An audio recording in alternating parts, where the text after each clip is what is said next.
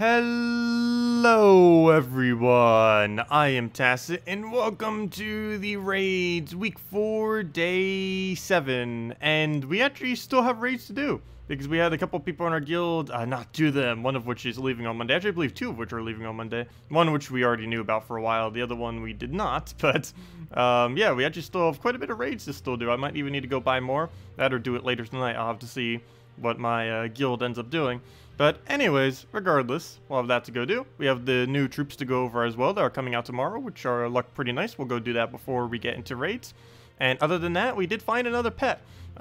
We keep getting a lot of repeats. I got about like 5, 6, 7 repeats in the last 2 days or something. But anyways, we did get one more new one. We believe we're at 21 right now, if I'm not mistaken. Yes, 21. And the new one we got is Moon, the one that gives souls. So we got a 2% bonus. I didn't end up throwing gems at it. I didn't think it would be worth it. But yeah, we ended up getting our 2% soul bonus. But yeah, if we threw gems at it, we could have done it like the Mimic and got to 4%. But I don't really see myself soul farming at all.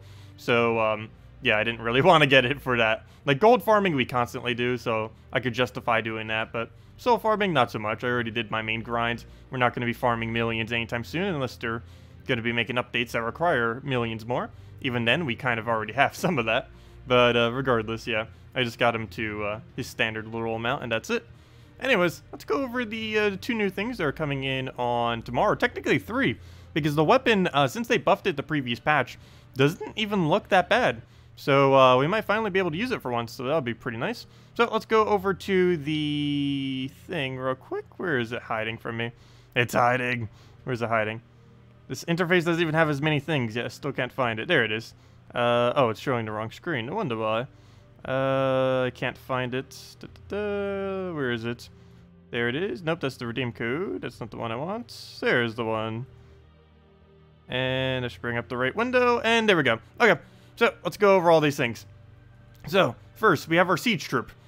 It's most likely just going to be used in first slot the entire time, as most siege troops are, but this one in particular, because it deals damage to an enemy, triple or quad, 5 times, whatever. Is there a word for 5 times? I know it's triple, then quad. What's it called for 5? Penta? Penta something? Penta damage. I don't know. But anyways, it does 3 times to 5 times damage based on ascension, like all the other raid and invasion things do. That's no different. But of course, his unique thing is he gives all allies barrier, if and only if he is damaged. Keep in mind, damage is based on HP, not armor. So he has to be missing any amount of HP. Basically meaning the second he's missing HP, boom, you can go and give barrier to your entire team. This, even out of the context of invasion, could still have some purpose, because it's a relatively cheap barrier, only 12 mana cost to barrier your entire team. That's not too bad. You would have to use them in first slot or up against poison to really be able to utilize that, but still has potential. Gives all allied divines extra armor, which is useless. Has stone skin, which is really good, 50% reduction. You're already going to be using in first slot. And of course, it has the standard siege breaker, which all invasions have, the 3 times to 5 times, based on its ascension. So the next one we have is going to be an interesting early game. We finally have a replacement for the Sunbird Rowan team. Might even need to go show this on my other account, because there's a lot of potential with this. It is the War Cleric. War Cleric gives all allies 6 attack, and based on what we can tell from this card, it seems like it has a static amount of damage. That's not even based on its magic, because it doesn't say something plus magic. It just says 30 damage to all undead and daemon. So that's a lot of damage as a newer player. Obviously, this late in the game, that's pretty average to below average, given that it can only hit undeads and daemons. But still, early on in the game, you could run this in one of the easier challenges, in let's say like Kedar or something, that you're up against 4 undeads. Cast this once, kill out the entire team in one shot, keep repeating, and farm EXP and trait stones. So, yeah, there's a lot of potential for this. I'll need to try to figure out what every single undead, 4 times undead and 4 times daemon battle is within the game's challenges, and compile them all for later. But yeah, she's going to be really, really relevant in early to mid-game. This late in the game, I'll have no purpose for her. I might even just go do a whole independent video tomorrow. We'll go do like what we normally do for a video, and then maybe like a whole another video on our other account, just kind of showing her off. Because showing her on a higher level account isn't really going to do her justice, because she's made more towards the lower end. But yeah, a lot of potential. Again, I won't be using her much unless she's for like extra gold or glory or something. Hopefully extra glory, but we just had a glory week this week. So I don't think she will be, but we'll find out. Maybe 2 times trait stones or something. Oh, if she's for 2 times trait stones, that would be really, really nice. Unfortunately, it's normally PvP or Explore, so challenges wouldn't actually work. Unfortunately. I guess you could keep doing Explore and keep repicking until you find like an all-Damon undead. But even then, they might have enough durability that they survive it. Anyways, that's her. Definitely really good in challenges for EXP farming and just trait stone farming in general. And then we have this thing. It's the same as all the other ones, though what makes it really relevant is it boosts based on Divine. And of course, we all know how good Divines are at the moment. And all these weapons were buffed the previous patch. Never really made much mention on this, but it is pretty nice. They deal damage to an enemy, boosted by your Divine allies. I believe it's a 6 times boost ratio these days. I actually forget what it is off the top of my head. 4 times, something large. Then creates a mix of red and yellow gems, which is increased by that boost ratio as well. And of course, it's boosted based on each Divine on your team. And it is possible to run 4 times Divine by running your hero as a White Helm hero class, the Priest class. So, yeah, very easy to get a 4 times Divine and just run it that way. So, yeah, we'll probably be messing around with that, seeing if it's actually worth doing. The only slight issue with this is it's the same color as Mercy. So you'd be using this instead of a Mercy. That, or you could still use a Mercy, but after you do your Mercy, it would be completely blocked by this weapon. You could do it either or. It's going to be pretty good for Guard's Avatar, going to be pretty good for Divine Ishbala, because Divine Ishbala uses both of those. It converts the reds to skulls, and it converts the green to yellow, which will be able to utilize the yellow that it creates. Of course, most Divines in general also utilize the yellows. But yeah, 3 really nice things. And next Friday, all this is tomorrow, of course. And then next Friday, we have a whole entire new kingdom, bringing in 8 troops, as well as things that are going to be bringing in the Doomskull mechanic. So that's all that. Let me go close this up. Go see what chat is up to, because I actually can't see it this entire time. And go from there. So we'll go put this away, put that right there, put it right there. And where were we? Hello, everyone. Hello, Zero. Hello, Danny. Hello, William. Hello, Captain. Hello, Dark. Hello, Trey. Hello, Humberto. Hello, Questor. Hello, Bieber. And that's everyone. You did tell your max defense mech team, right? What team was it? No. I'm pretty sure it's Bombot related, because you wouldn't really use a armor buffing team. It's probably some kind of Sphinx Bombot team, but I don't believe I recall what you mentioned for it. Oh, congratulations, Roberto. 10 pets, still a really decent amount. The only reason we really have so many is because we're playing so often. Still not sure if anyone has hit 36 though yet. I've been gaining a lot of repeats lately. We only got 1 new one all weekend. From like the end of Friday all the way until right now, we've only gained 1 new pet. All the pets I've gained in between then have all been repeats, which isn't horrible because it goes towards ascending them, but still, the first pet that you get of each one is the most valuable one of them, and then it just gets diminishing returns from there. Anyways, let's get into raids. We do have several more raids to do, because we had a couple people from our guild not doing them. That's not where we go for them. But if we go into raids, we still need to go and cover a gap of about 40,000 between all the other people in my guild. And, yeah, that's actually a pretty big gap. Hopefully we have more people actually going at it because, yeah, we are quite far away at the moment, unfortunately. But let's go and do what we currently have. See if we can get our damage in. Could also be a slight factor of these things being really annoying. That's also coming into play. Also, we did finally get to have a chance to do this. So let me go put the Queen Isabel up front, like I mentioned earlier, that I should have done from, like, the first place. But, yeah, we'll go do that. And let's go take out these battles. Hopefully we'll get at least a few thousand in there to cover a little bit more of that gap. If not, this will be the first time we don't get it. Dun dun dun. It's only a major orb, but then again, a major orb could be pretty good if it's a blue orb or a purple orb or something. It's a lot of value we're missing out on. Oh, we'll go take that down. I believe it gives some other small resource too. Oh, I just realized. No, we have a Valraven. That's actually bad because we don't have any way to really dispose of it in 3rd slot. Everything we have is basically hit the front slot, and the one thing we have that isn't that way is prioritized for him, specifically. Okay, so we can take a blue here. He's going to get a skull if I do. An extra turn skull, so that's not worth it. We'll take this blue then. And, yeah, I don't know why I wasn't doing this from the first place. Because now we could just do this, and it just instant kills. And now our hero is somewhat safe. We can't take skulls to go and kill it instantly, unfortunately, but still, overall, this is going to be better. Oh, he already has that up? Really? Okay, as long as he doesn't invade, we're fine. That's 2 losses right there if he does. So hopefully he doesn't. Okay, now we have the ability to use skulls. So that's nice. I don't really need a Mang or anything, though there aren't too many other options, so I guess we will go for that. He does not flee. That is really good for us. Good, we kill it, and his Reflect does not kill us, nor did we trigger Archer, so that's nice. All I really need to do now is... Oh no, we lost Queen Isabel. Never mind. That's the only slight issue with using her in first slot, too. Now we have to use only skulls to tap it. I can't just throw a Queen Isabel cast to do it. Okay, we'll take a red here. Hope it surges. Oh, it didn't surge. Quite unfortunate. How do we play this out? I guess we take a red to green. Cascade all that. It doesn't give him... Oh, yes, it does. It gives him a skull. He doesn't go for it, though. That's actually really helpful, then. Now we just have to go and double tap him, which should be pretty easy as long as he doesn't kill our hero with a skull. So all we have to do now is Mang, and then find a skull before he gets full mana. And worst comes to worst, we could go throw this at it once. So maybe he'll take the purple over, we'll have to see. For the meantime, we'll just try getting another Mang up or something. So we'll go work that up. He does not give us a skull. I might just throw this ability, I guess. The only oh, no, I can't. There's a 50% chance we summon Queen Isabel, and I don't want that to happen, actually. So I'm going to keep stalling. We'll take a, I guess we'll take a green. Doesn't do anything weird, does it? No, it gives him extra turn over there. Don't do that. We'll take this purple, I guess, which also cascades into another purple. Oh, that's bad. That's really bad. Okay. But I need to go get 2 hits on him before he gets full mana. That surge helped.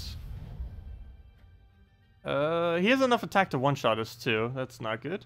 Also, is that the only move on the board? Better not be. Well, technically it is that blue as well. I guess there's a decent chance we could get browns or skulls here. There we go. Oh, we actually won. It was how barely that was, but there we go. Yeah, I should have been doing it in this order from the start. Worked out decently, kind of. Oh, I didn't save it. What are you doing? Move that there. Move that there. Stay. Stay in place. You have to go into that screen for it to actually save, or else it's really finicky otherwise. Oops! I just put it in the wrong order. Oh, okay. I did put it in the right order. For a second, I thought I switched those two. That would have been horrible. That would have definitely been bad. Okay. Initial skull, I'm just going to let it have it. I think it takes 3 shots. Depends how much damage the poison does, because our armored will be enough to survive it. But, yeah, again, it depends how many times we get poisoned. Oh, no, it doesn't, because we keep gaining 2 armor per turn, so we're actually going to outpace him. So that'll work out. Let me just go and get the last of his mana, and you'll hopefully be good to go. There's no last of his mana around, though. I need a brown or a red, and I can't use that to fill it up, because I need to cast this first before I do that. So that doesn't really leave us with much. Pretty much just take that purple. Is that the only move? Okay, it's about to shuffle any second now, then. Good, we got all the mana we needed. That split damage will not kill it, so we'll be fine there. We'll get that there. Or throw that on a hero. And now we'll one-shot it. And pretty much now we just keep doing that if we can hopefully keep it alive. And just keep one-shotting his entire team over and over again.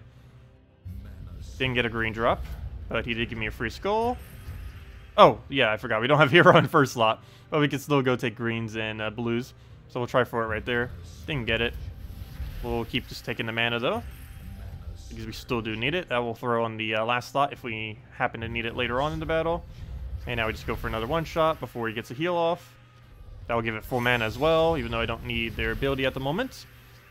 Well, I guess I could take away the armor and then poke it, but no, we'd be better off just taking blues and greens, especially with that much lane there. Didn't get a single one of them to surge, though. And that will kill that out. Oh, no, never mind. It's still barely alive. So that will at least distract him for one attack or something. So you know what? Let's start hitting this thing. Should probably be doing that a bit more. Throw this mana down. Hopefully get it. Oh, we completely missed. Ooh, and he hit our hero. That's not good. Could still lose this very easily. I was hoping he would hit like first slot or really anything other than our hero in that case, because it was actually full durability. Plus it had all of its attack. Okay, now I don't really have anything to throw Queen Isabel on. Really should be focusing this thing and double tap it. Start working that down. Luckily, he doesn't have any heals or really annoying things like that anymore. We'll go throw this onto our... probably throw it onto her. Because if we get this thing down, we can then go kill it with the boss thing. So we'll go to that. That'll die out. That was to be expected. We'll go take a skull now. Get our summons. Go from there. Do we have a drop for that? Yeah, that'll drop automatically because of the Doom Skull. So that's fine. I didn't want to take the top one, or else that would still stay there. I obviously didn't want him getting one of those. So we'll go do a double summon. Please be good summons. Oh, you know, that's not good. Those are both horrible. Luckily, he killed one of them. So he didn't actually go for anything important there. But I need to get this Valor out the way, too, because he's just going to block everything. Like, right now, I can't even take that red because he's just blocking it. I guess I could use them to remove the barrier or something. At this point, I might as well just go all in on first slot just to move it out the way. Ooh, don't be hitting our summoner. It's actually in one-shot range. So I do need to make sure we kill it very soon. How much damage are you? 29. I guess that's technically more than her if we are using it on that. So maybe it's not too bad, I guess. It also gives us like 8 HP if it gets a kill. Such large numbers. No, not even. Also, hello, Dark Warrior. Welcome. It's going to revert back? Wait, what's going to revert back? Oh yeah, you have to edit the team in the little team slot thing, or else it will keep reverting back every time. Wish they would fix that. I don't even know if that's intended or not. I should probably ask them next Q&A. But there's so many other things, because I haven't done a Q&A for ages that I want to ask them. But, yeah, I still don't know if that's a feature or a glitch. Because you can use it as a feature in some instances. Like, if you are constantly using the exact same team every single time, but for one battle, you just want to go and switch it to something else. Like, for example, the normal team I use is a Mercy, Diviner, a Mercy, Diviner, Infernus, and Divine Ishbala. But if I'm up against a Scion, and only when I'm up against a Scion, I will sometimes switch the Mercy and Diviner, so that the Diviner's in first slot with immune to mana drain, followed by the Mercy, who has like that 12 mana just sitting there. So it works better for that one instance, and you can just shift it quickly. And then when you go back to your other battles, it goes and reverts back to normal. And in that way, you can kind of use it as a feature. But, yeah, I don't even know if that's intended or not. And maybe it is, because it has been around for like 2 or 3 versions now. So, it might just be intended. Hard to tell sometimes if things are intended or not intended. Because you can't just assume everything that's not fixed is intended. Because there tends to be a lot of weird bugs that they don't really intend to be there, but they never really get around to fixing. Alright, we'll go take that. He'll take a skull. This will throw on... Actually, you know what? Let's go get our 8 HP. I know it's almost 0, but still. Let's go do that. Get our 8 HP. Go and throw this onto her. Actually, before I do... no, that is less damage, so you know what? I am going to do that now. So we'll go do that. Now we'll go for the poke. And we just have to do that 2 more times. Probably 3, because he's about to gain another barrier. Gonna do that preemptively just to get our mana. Though it gives him mana too, and he just hits that, so that's not really that big a deal. Go hit that little poke. Oh wait, I thought that removes the barrier first. If you take the thing and explode a skull. Apparently not. Okay, I'll go move that over. Get a poke. I believe that's enough damage. Yes it is. There we go. Actually came through. Very nice. So far we didn't lose a single one yet. Let's keep going. Hello, Max. Welcome. Okay. Let's go and take the red over. Take the green.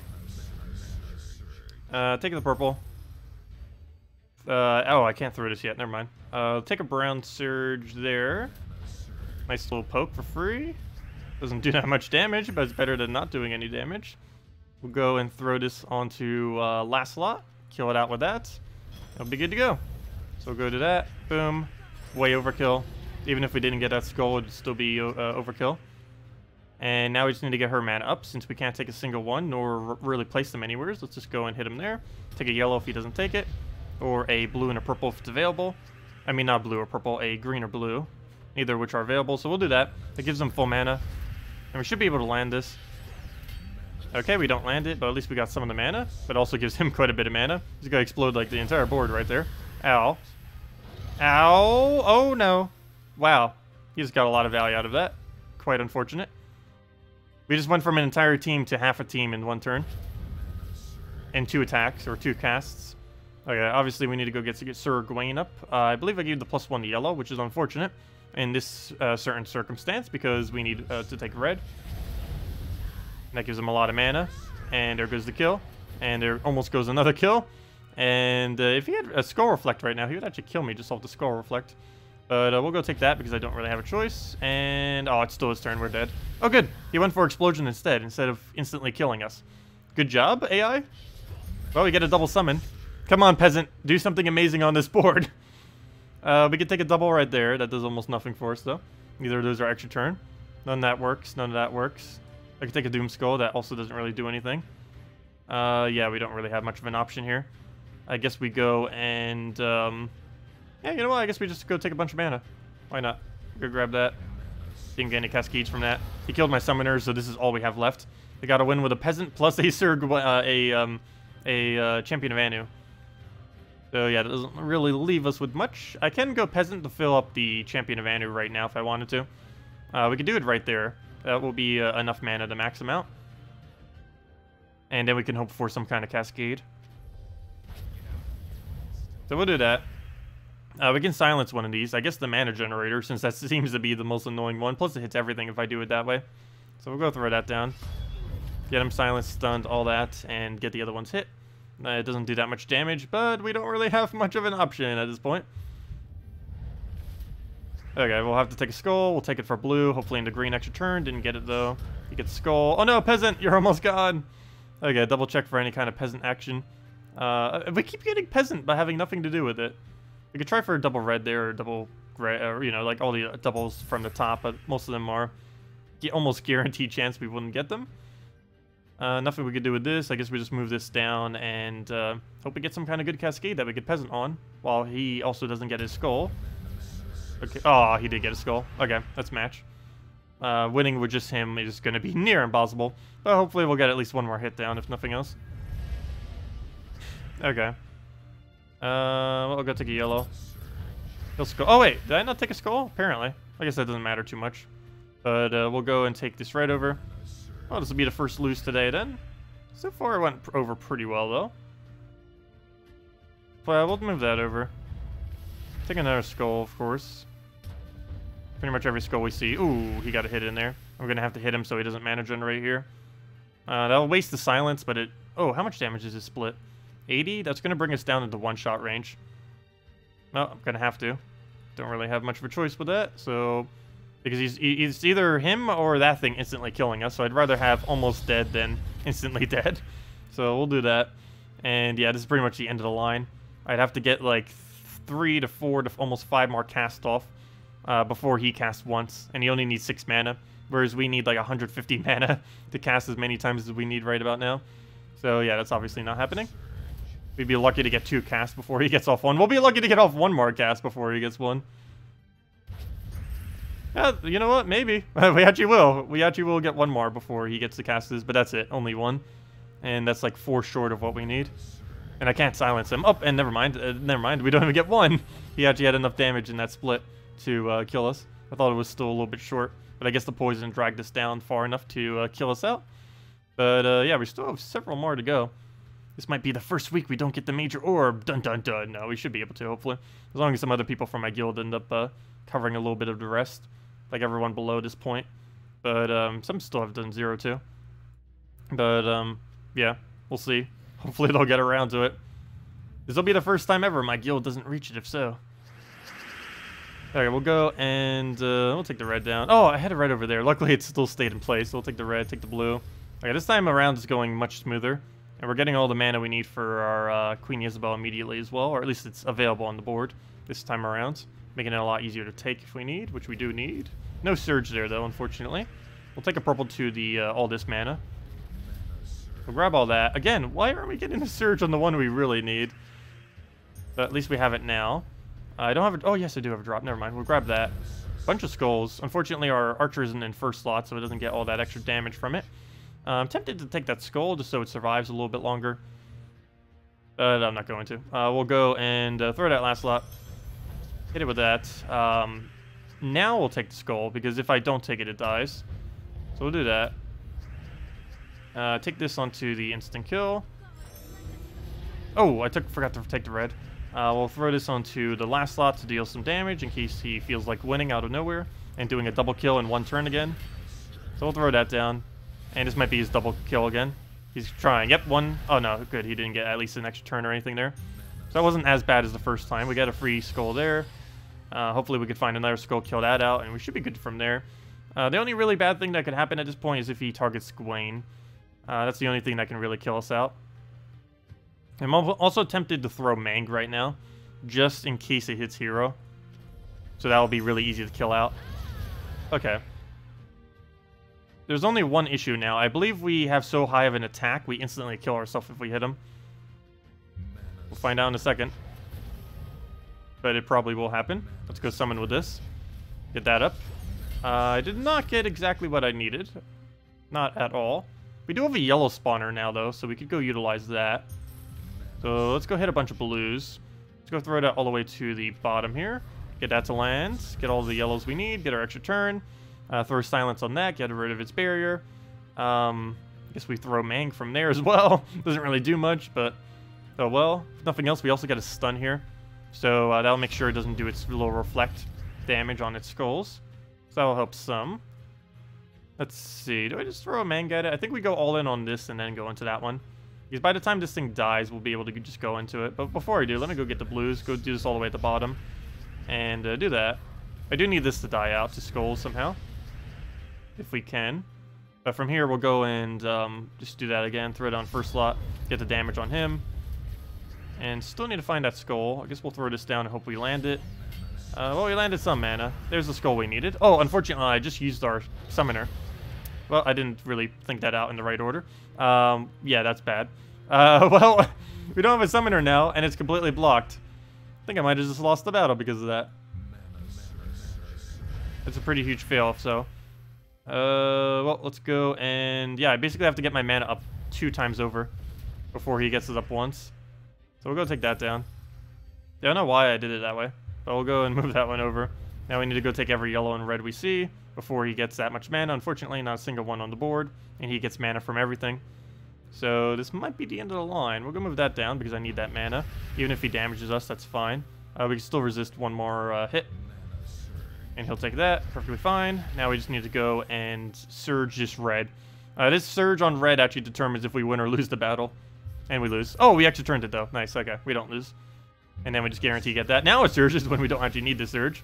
We'll go and, before I do this, let me go and silence him. Because there's no way he's going to die now, and I don't want to accidentally give him a bad board beforehand. So let's go and throw this on first slot. Get that disabled, get that hit. And he's still alive, barely. Oh, if you win right now. What? What? What are you doing? Well then, okay, maybe I should have casted him. How on earth would we have known that would happen?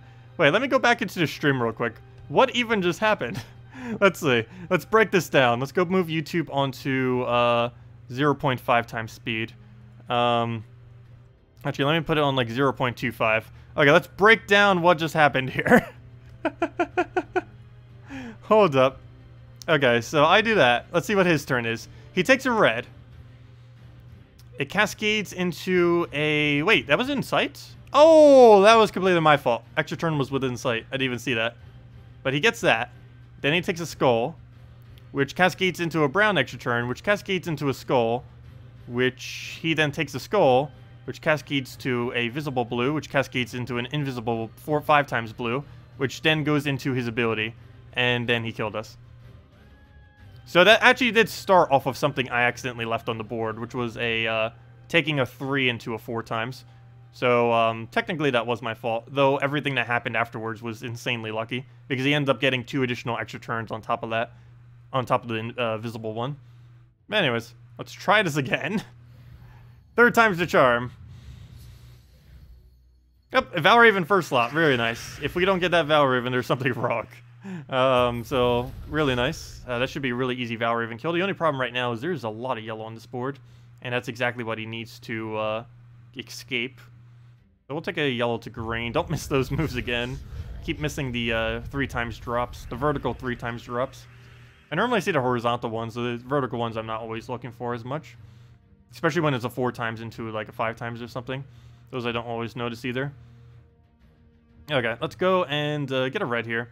Take it into, I guess, a green extra turn chance. So we'll do that. Didn't get it. Oh, we didn't get the surge either. This needs to not die. Don't you dare kill us, Valraven. What are you trying to do? I might actually get it. It's going to get some yellow here, too. I can't actually stop it from doing that. So we'll take that. We'll throw a Mang down. That should live, right? What's 25% of 82? Not enough. I know that much. It's like 60. Or Or, you know, 60, 25% less is like 60. So yeah, it should live. So what we do here is throw this on last slot and then Valraven kill. Now all we have to do is win the battle. Only. But yeah, as long as we win the battle now, we do get the 2 extra battles, bringing us basically back where we were from the start. Okay, what else do we have to move around? We'll go take a round there. I'll give us that. We'll throw this down. That kind of missed. Give him a lot of mana. At least we have that first slot now. Only real issue here is I don't think we're going to get the battle killed. Really important that we do, though. So he's going to explode every green. Ideally, we'd take green here, just to try to stop that sum. But of course, there's no greens to take. So I think the game plan here is I'm not going to try for that red. There is a chance we get a skull there. It is really tempting. You know what? I am doing that. Didn't get it, though. So he'll do that. He gets Annihilation now. He did not extra turn it, though. We can still try for a skull. Actually, never mind. There's one just sitting there, so we will go for that one. Move that over, move that over. Take this guarantee skull. If he doesn't kill our hero, I think we have a good chance. If he does, then we have a problem. And he has been lately. But we could go Sir Gawain and hopefully just get a good summon then. Okay, good. He doesn't kill our hero. Actually, out of everything on our team that he could have killed, that was probably the best one for us. Even though it's the one that hits the boss, it's the one that makes the least amount of difference in this battle. So right here, I want to find the rest of his mana. I think what I'm going to do is throw Mang immediately. Because I don't want to... Oh, I didn't see that. I keep missing them. Those are all visibly in sight, too. And completely my fault. But we need to go get a yellow here. He's going to actually split damage, kill it. Well, hopefully Sir Gawain will get something good. You got this, Sir Gawain. Let's see the best summons you've ever done. Ever. You got this. I can't take the skull. Or these... well, I can, but it's not worth taking. Come on, triple summon of the most best things in this kingdom. Okay, we got Night Coronet. We could work with that. I can definitely work with that. Okay, so just throw Night Coronet then. Only problem here is he's blocking me on yellow, so I have to find reds to actually get this thing back up. Skull, is it worth taking? Yes, because it's extra turn. So definitely worth taking. At this point, we go and fill up Night Coronet. Perfect. And we'll take that.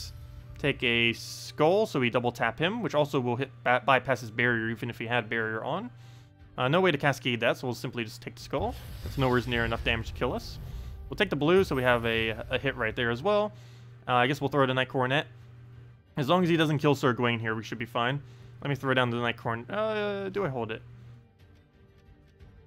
Do I throw or do I hold? I think I throw. So we hit him with that. And he does kill Night Coronet, so that was actually the perfect one that we could have done it on. Of course, we had no way to know that he would have done it on that one, but that did work out quite nice. Take another skull. I do need to make sure we get his mana all the way up before he gets his, but I think we still have enough time. Ooh, maybe not. Okay. It's the battle of getting full mana first. Whoever gets it first basically wins this battle. Assuming we get a triple summon. That's not completely horrible. Or double or triple summon, that's not horrible. We win the battle. Problem is, there's not any way for us to take our mana right here. I don't even see a way to drop it so that with the following turn we could take our mana. I don't want to accidentally give him anything, obviously, so we'll move that over.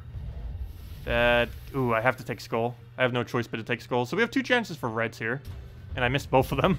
But we'll go and take a red over here. And as long as he doesn't extra turn into full mana next turn, let me double check the board here. Yeah, I could take double red too, which I probably should because I don't have a +1. So this will guarantee I get full mana even if we get unlucky. Oh, good thing I did that. We got unlucky and didn't even get the surge. So, okay. We just need to get a lot of summons here. Yeah, the only thing that could possibly make us lose at this point, well, a lot of things. But if we only get 1 summon, we pretty much lose. Okay, yeah, we lost. Well then. Well then, 33% chance. Destroyed us. We can still win, but we have to get Sir Gawain back to full mana before he gets hit once. Oh, and he got hit once. Come on! That was for the Valraven too. Well, 4 battles on 1 battle, and we still have not defeated it yet. Should I go back to using this thing in first slot or something? I think I am.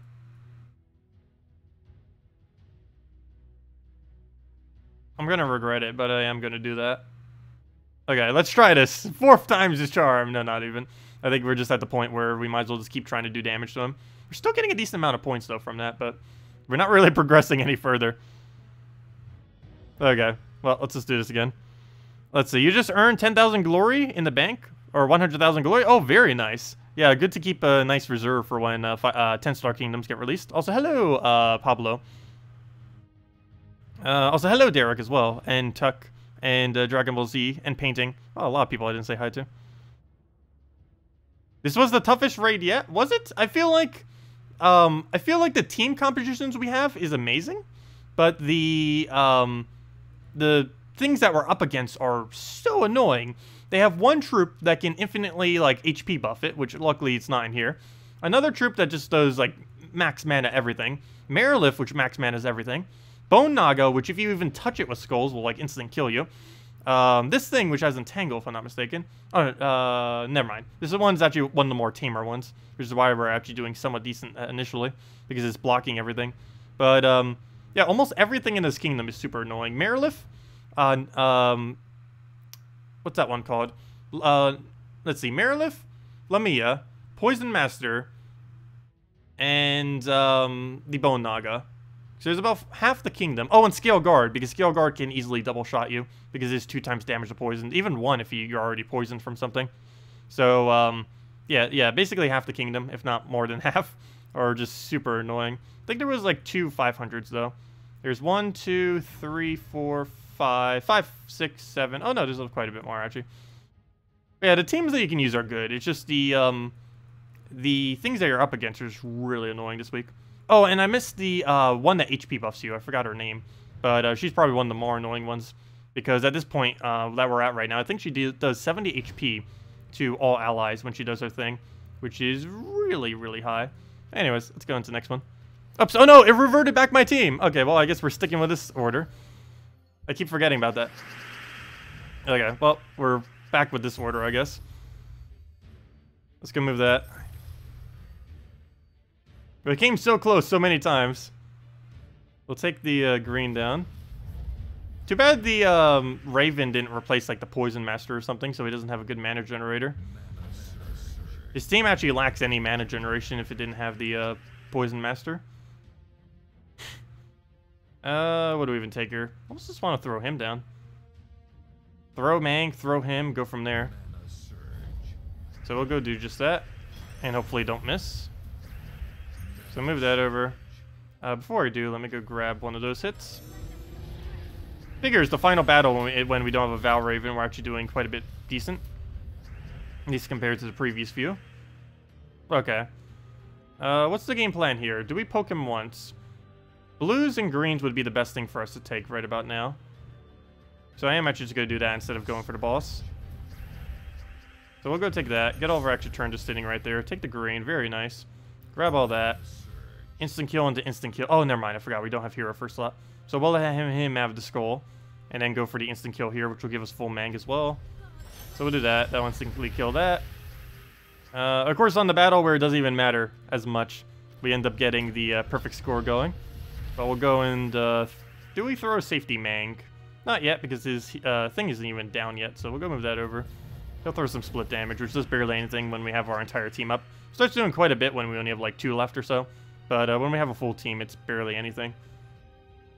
Okay, we can throw this and hope we get lucky. Both of the manas we do need, and there is 12 and 12, so hopefully we'll get it, and we do. Very nice. Didn't get enough for the blue, but we have extra turn sitting there. And do we take the Doom Skull? Or do we let him have the Doom Skull? We lose our first slot if I do. But that's actually a good thing, so I am going to let that happen. Because us losing our first slot allows us to now kill him. With our skull. The only problem here, though, is I can't cast this if I want to do it that way. So I might waste several turns where we aren't really doing anything. Because I'm trying to get a skull. You know what? I am going to cast this down. Okay, good. We didn't get a summon. In that case, I actually didn't want to summon. I might regret that later when he kills, like, our hero right now. We'll see what happens. Yep, called it. Okay, let's go summon. And 2 useless summons, but both of them can remove barriers, so at least we have that. So even if they're useless, we can still do this, followed by a poke. Ooh, do I take the skull poke instead of her? We get a lot of green. I don't need green at the moment, though. I think I am doing that, though. That's 36 damage. As long as he doesn't kill our third slot, this will work out. Okay, that's fine. Oh, I don't know if that's fine, actually. That's questionable. But I believe that's enough damage now, so we win. All we have to do is cast both of them, and that's it. So we throw that down. And there we go, 4th time's the charm. Only took us 4 tries. But there we go. And that leaves our final points to... That's not mine. Though I do want to see where the leaderboard is. That leaves my final points to 20,425 for buying 4 packs. And we made it up to the 275.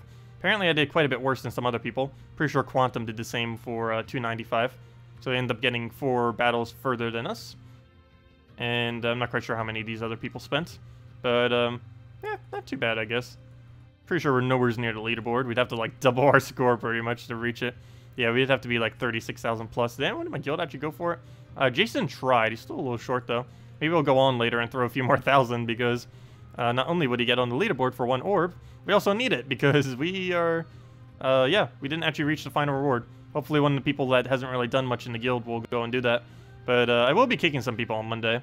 At minimum 2, I mean 1. There's probably a second one too, who was planning on leaving for a while now, but probably will be next week. So, yeah, if any of you are interested, we do have spots left. So let me know. Actually, one of them I could even kick right now, if you guys need, because he did, like, literally 0 of the requirements. So, yeah, if any of you are interested, our requirements are the following. If any of you do want to join the guild, we are doing a decent amount of pet hunting. Actually, we have the highest level in the game, trophy farming right now in the guild. He has done 4,209 so far this week, and he's EXP farming, but he's also farming the new pets as well, and we've been doing that pretty decently. Been getting a lot of repeats lately, but if any of you are interested, the where's the thing that shows all the requirements? Here it is. It's 1 million gold, 300 trophies, 1,500 seals. Basically participation in all of the guild related stuff up to tier 3. So in Guild Wars, get all the Sentinels to level 3. In weeks like this, get all the things to tier 3 and do the battles and all that. And yeah, it's pretty much all the requirement. The only really high one is the 1 million gold. But we get a lot of resources. That might seem high, but we're getting like a few 100,000 just from the doing all the tasks and everything themselves. So that covers like almost half of it just there. But if any of you are interested, we do have a spot, so let me know. Other than that, let's go do dungeons and I guess pet farm, because currently we don't actually have a pet active. We definitely still can. And of course it's Diamond Day, so a really good day to go do these. We'll just run a standard Sunbird Rowan double firebomb. Oh, so hello Alan, so welcome. And if anyone has any questions or anything you want me to go over, let me know. And of course tomorrow we'll be going over the team video for the new event that's going on. Yeah, he'll just scroll poke us for when Sunbird dead. And there we go. On to the next one. Is ascending pets worth the gems? No. The only one in the entire game that I personally consider worth it is the Mimic. Is the only one I would really say getting it to 4% or 5%. Though 5% costs like an additional 1,000 to 1,500 gems. I only did it to Legend. But that one could be considered worth it because it gives you a few percent extra gold. And that few percent extra gold could save you an hour every several dozen hours that you gold farm. It might not seem like much, but if you are playing a lot of PvP, it's definitely decent as far as its value. The only other one that some people may upgrade, though, it would only be the people that have like 20,000 gem stacks and such. All of the Guild War related ones, all the pure color ones, so the Guild War Red, the Guild War Green, so on and so forth, all those are decent to get, though I'm personally not upgrading mine, just because it would cost a lot of gems that I do not have, especially after what the last Mythic did to us. But, yeah, it could be considered by some people, but to the average player, I think Mimic is about the only one that would really be considerable, and Moon Moon. Moon Moon I don't personally need because I already did the soul grind, but if you're planning on still farming like 2-3 million souls because you need it to max out every troop in the game plus get Dawnbringer, if you haven't done that grind yet, it is worth considering throwing gems into Moon Moon for the few extra percent. Though just having it will get it to 2%. If you just get it and then get it to level 2, or level 10, I mean level 5. And at level 5 it ends up having 2%. So even that, I guess, is enough. But if you end up throwing about 1,000 to about 1,500 gems, you can get either Mimics or Moon Moon's 2% up to 4%. Basically doubling it. There's a lot of resources to throw at it, but it's also going to get you a lot of resources back over time.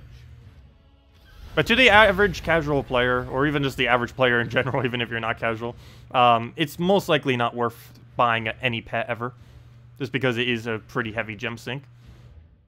And the only other exception to that may be when new pets come into the game. Of course, we haven't had a single new pet come into the game, and right now, basically every pet seems like a new pet because it's still pretty recent content. But give it about a month or two, and people might start throwing some gems on the newer ones that come in. Very few of them would actually be worth it. The only one that I would really consider pretty worth it, just because it's pretty popular to do, would be maybe getting the dragon one up when it comes into the game. Oh, whoa, what is going on in chat? No, I just saw that. It's like, whoa. Didn't see what he actually said. I just saw the one word. But anyways, invite code Derek. You'd be interested in joining the guild. You're #1 on Raids leaderboard this week. Whoa, wow then, Derek. I'll go let you in right now then. Thanks for the considering. So yeah, we'll go get you in right now. Might as well. If you're out of your guild, we'll go and do that. Because we had this person who just joined like last week and hasn't really been doing much since he came in. And you can see this week he did 0 raids. He's at 0, barely any. So yeah, unfortunately, I don't feel as bad kicking some of the newer ones though. People that have been in the guild for like 2 years, I always am so hesitant to kick them because they've just been so committed, even if they are playing quite a bit less as of recently, some of them. But people that only joined like a month or two ago and doing almost nothing, I don't feel as bad. Anyways, let's go and get you in then. What's your invite code again? Derek. But yeah, if you're out of your guild, we'll go send the invite right now. Might as well. Let's see. Where's the thingy? Where is the thingy? I keep forgetting because they keep moving it. I feel like every third version, they completely change where everything is on this screen. Okay, we'll go invite and type that in correctly. D-E-R-E-K. Invite, send. And you're still in another guild. But let me know when you're out, and I'll go invite you right now. What's a good diamond farming option? There is no diamond farming option. It is impossible to farm diamonds in any substantial way. There's only a few ways that you get diamonds. One is from guild tasks. I believe the 10th guild task. I forget exactly which one. But when you're going through each one of these colored ones, when it's 6 different colors here, each one of these, I believe on the 10th task, if I'm not mistaken, gives 25 diamonds for a total of 150 if your guild gets that far. Other ways to get diamonds, of course, the main way of getting diamonds is do dungeon every single day. Sundays in particular gives quite a bit more diamonds, since every single one gives pure diamonds. Not to mention, you can also get this pack for 50 gems, which is definitely worth it. Out of any day, it is definitely worth considering on the Sunday, because you get 2 gem keys, which covers basically 20 gems worth. So basically, for 30 gems, you're getting 80 diamonds, 400 shards, 500 souls, and 1 celestial, which is definitely worth it for 30 gems. You can also consider doing this, though. That's questionable, and on your own preference if that is worth it. But other than that, the only other way to really get diamonds is from converting your shards over, which you get mainly from, again, dungeons into Soulforge. That's pretty much the only thing you should really ever be using your shards for. Not really worth using on all those other little resources, unless you only need like maybe 10 or 20 more to go get a pet food or something that you need. But this is normally what you use your shards for, and just throw it all in on diamonds. And the only other way is from occasionally getting them off of treasure gnomes. Treasure gnomes can drop 2 diamonds and 5 diamonds, though your average rate of, if you're doing a treasure gnome event week, and you're trying to farm diamonds off of them, it's only like 1 diamond per hour. Of course, you're getting a lot of other resources, but if you break down the exact amount of diamonds you're getting, during a treasure gnome event, it's about 1 diamond per hour.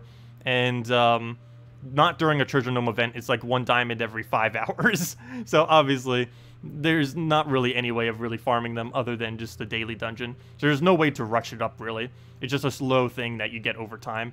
And there's really few ways to expedite it any quicker.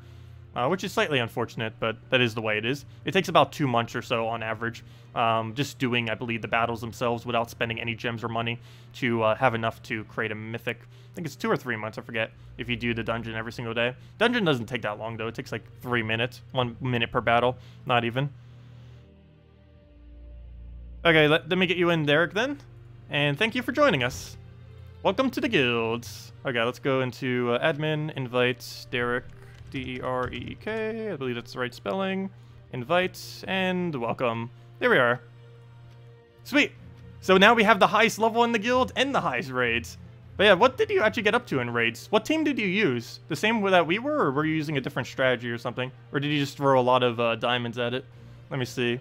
Where's our thing I'm looking for? I'm looking for guild, raid boss, and current leader. Yep, you are correct. You are #1 by a really large margin, too. Very nice.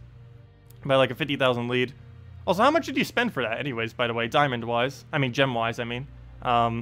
Because last I heard, it was about like 3,000 to 4,000, I think it was, or something like that, to end up getting first. Yeah, it's really nice. Yeah, no problem, Derek. Would you use Orb of Ascension on Queen Isabel, or hoard it for something like Ra or Infernus? You can't use Ascension on Ra or Infernus. You can't use it on Mythics. It has no point on Mythics. What an Orb of Ascension does is it increases their Ascension. But you can't do that on Mythics because they're already max Ascension. You can only do that on Legends or below. The best two things to use it on is a Legend to get it to Mythic, like a base Legend, or a base Common to get it to Mythic when it's at Legendary. Those are about the only two purposes you would use this single, smaller blue orb. Don't ever use the larger ones on stuff like that. The larger ones you should only ever throw on Commons because they take the furthest to get all the way maxed out. Occasionally you may throw it on Bounty Hunter troops too.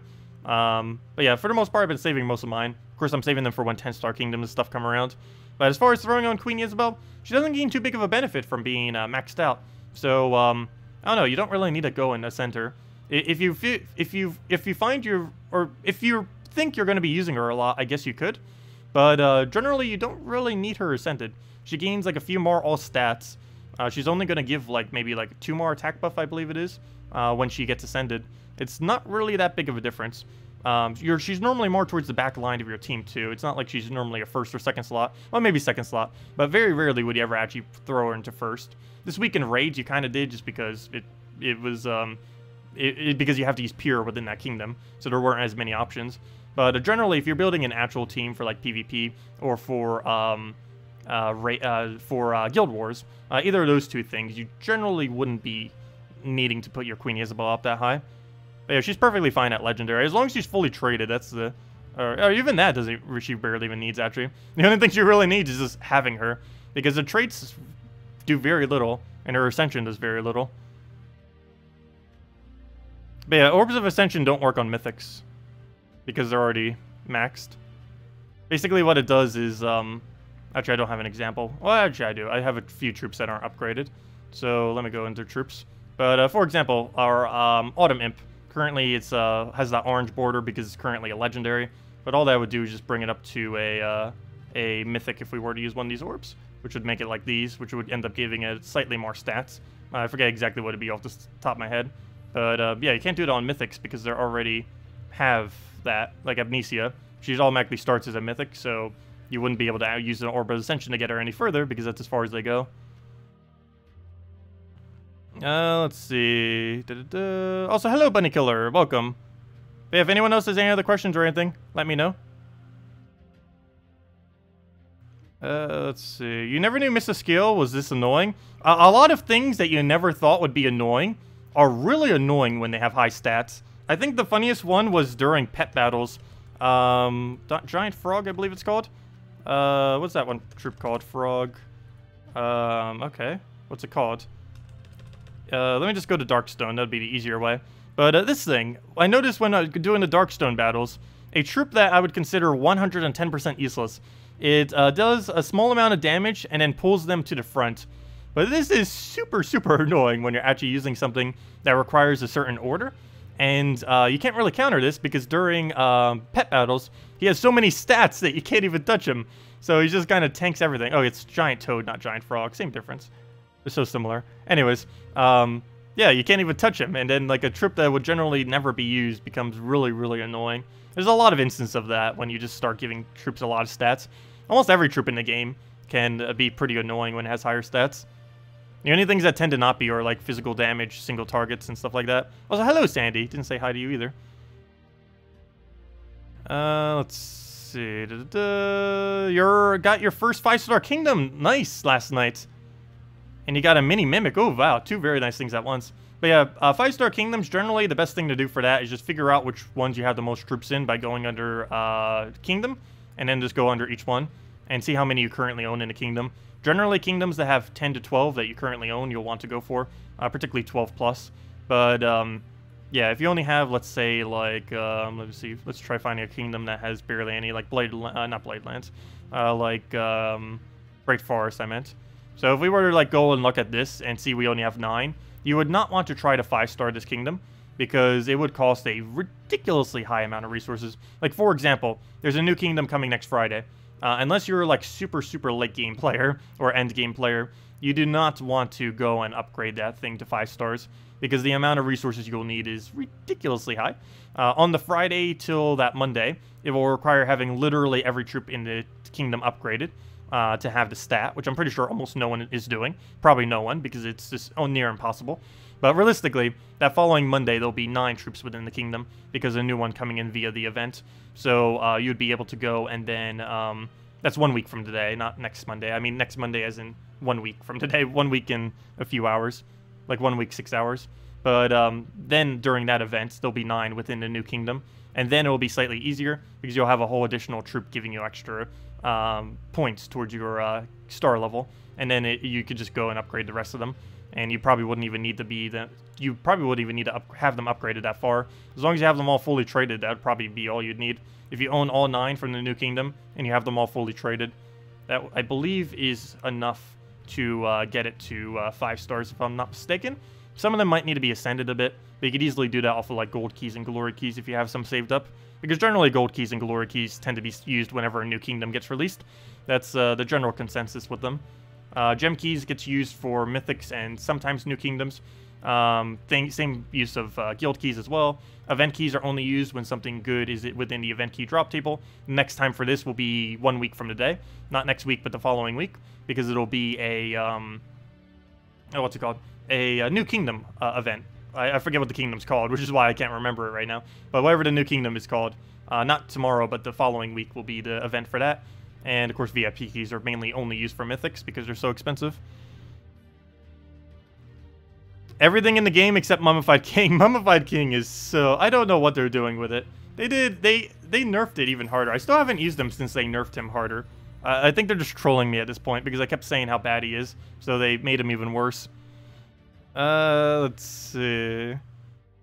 Are there any viable soul farming PvP teams that only use 1 Fair Shra? Yeah, pretty much all of them. You'd use Gorgotha, Dragon Soul, a purple generator, like let's say Giant Spider, and then Fair Shra. You can also go use other 3rd slots in there, but it has to be some kind of generator for your team. But as long as it does that purpose, you'll be good to go. But yeah, that's all you really need.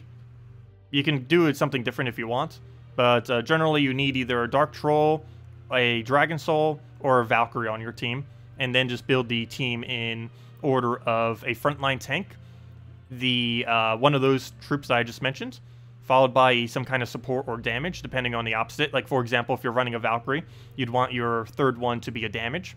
Or if you're running, let's say, a... actually, pretty much in all the cases, you'd want it to be a damage, unless you're running Dragon Soul, because Dragon Soul would be the damage source.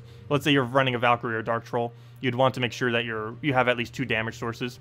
But you can count Dragon Soul as 1 if you are using that, especially if you go for a 3rd slot of a Dragon. Yeah, basically any of those that run like that will end up working. And you can easily do it with Legends or below. You could even just do it with a Dragon Soul, 2 Dragons, and a Fair Shra if you really had to, and do it down that way. Do something like a Dragatar, Dragon Soul, some other dragon, maybe like Dragonian Monk, followed by Fair Shra. You could run it that way and it would be okay. And you'd have pretty much everything you would need. And it would be really cheap, other than the Dragon Soul. But yeah, either Valkyrie, you basically just have to build the entire team around, if you're building a Fair Shra PvP team, either around Valkyrie, Dragon Soul, or Dark Troll. Pick one, and then just build a team around it with what you have available. Invasions next week with Divines. Oh yes, I didn't really do any teams for that, mainly because I think you all know what team I'm going to be using. I think you guys know what 4 times Divine team I'll be using. I will be going over some budgeted ones though, obviously. I forget what the new one does again. Oh yeah, it's going to be a 1st slot. What color is he again? We just went over him at the beginning of the stream. He's a brown-blue. How would we fit that into a team? I guess you would use him in 1st slot, Diviner, Priest class with the new weapon, and one other thing. Oh wait, no, you can't use Diviner. You'd have to replace Diviner with the thing. Wait, it's green-blue is the thing. Yeah, so you would actually have to replace that Diviner, wouldn't you? Oh, that might be bad then. I need to think that over later. But obviously, you guys know what I'm using. Probably this right here. But yeah, we'll need to look into revamping this then for the later battles. For the earlier battles, I'll be using this. Because this actually is 4 times Divine. It's Mercy, Divine, Diviner, Divine, obviously. Infernus, Divine, and the only really hard component of this team. Well, I guess Divine Ishbala as well, but she was in the Soulforge the other week. Actually, isn't she in the Soulforge right now? Oh, don't forget to craft her then. I believe both Infernus and her is in the Soulforge. I almost forgot about that. Was that last week or this week? Short-term memory, go. But let me go double check. If I'm not mistaken, they're both available this week. And they're both going to be really good in next week's invasion. Of course, there's no way to go out of your way to really go farm more diamonds, but if you do have them and you haven't done that yet, would be worth considering. Alright, we'll go take that. Grab that onto blue. And I guess we'll throw Infernus down. He'll just poke us. We'll go throw this and go from there. Can you stop getting extra turns? It's like 5 in a row. He didn't really get anything out of it, but still. We'll go throw that down.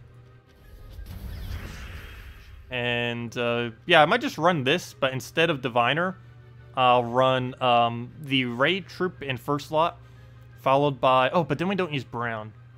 No, yeah, we do. Never mind. Yeah. So I'll probably be using this exact team for next week for the battles, except the order will be the new brown-blue invasion troop, followed by Mercy, followed by Infernus. I mean, yeah, Infernus, and then followed by Divine Ishbala. And that will give everything half mana, plus we get all of our bonus and all that. Also, if you have a Peace Pigeon, you get extra HP and armor too, which will help you survive during it. So if you haven't found a Peace Pigeon yet, I know there isn't any way to focus it, but might want to get on that grind a little bit. That or save your raid battles until maybe a little bit, I mean invasion battles, until a little bit later in the week, until you find a Peace Pigeon during the week. Because if you haven't found one yet, that's going to give you a lot of stats. Even if you don't level at all, just finding a Peace Pigeon when using a 4 times Divine team, which you'll be forced to have to use within the thing. If you're using a 4 times Divine, you're getting 4 additional HP and armor on top of the 4 that you're already getting.